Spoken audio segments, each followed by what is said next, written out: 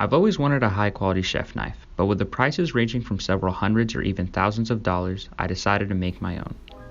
Instead of forging the knife from a solid piece of rod that would take a lot of hammering, I ordered 3/16 thick, 2-inch wide steel stock that I could rough an outline from and sharpen. This increases manufacturing efficiency and consistency of a forged knife.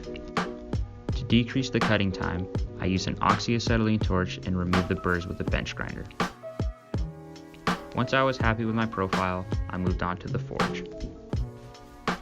I knew from the beginning I wanted to make a Gyuto chef knife. These are Japanese chef knives that have stippling on the non-edge side of the knife. I went with a 1075 high carbon steel as it's easy to forge for beginners and is a common material when it comes to high carbon knives. To stipple the knife, I would heat it up until it was between orange and yellow in color, which is around 2000 degrees Fahrenheit. Using a ball peen hammer, I would strike the knife vertically. This took me about 45 minutes overall.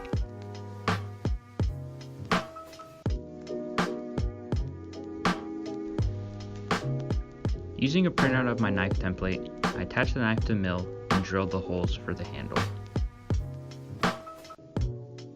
I noticed a curve on the blade side that would be undesirable for cutting, so I took it back to the bench grinder and ground it out to what I thought would be a good final shape. I then sandblasted the knife to remove all the remaining scales.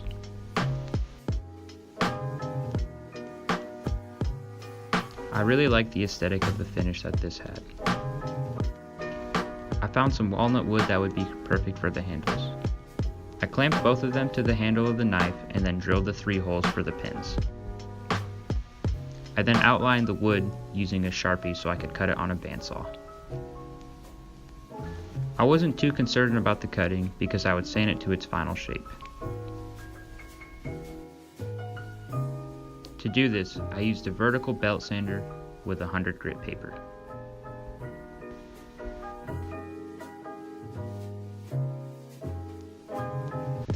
Once I was happy with the finish, I passed the knife over an 80 grit belt sander to make the bevel. I made a bevel jig taking a piece of angled aluminum and drilling a hole as a set screw to keep a consistent angle.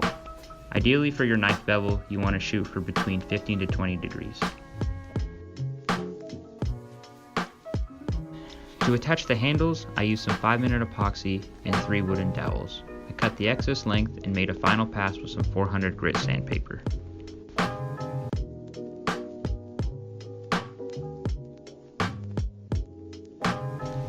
I sealed the wood using Johnson paste wax. This adds a nice aesthetic as well as prevents the wood from collecting moisture.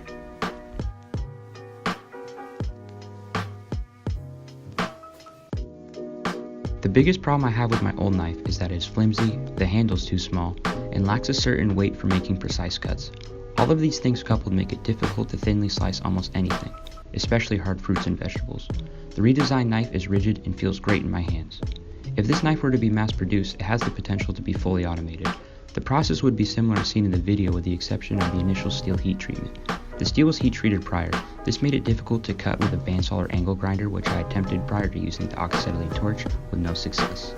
If the steel was not heat treated, blanks could be punched using a press. It's important to know that 3/16 thick or 7 gauge steel is the 3rd lowest gauge high carbon steel that can be punched. Overall, I'm extremely happy with my design and the performance of my new knife.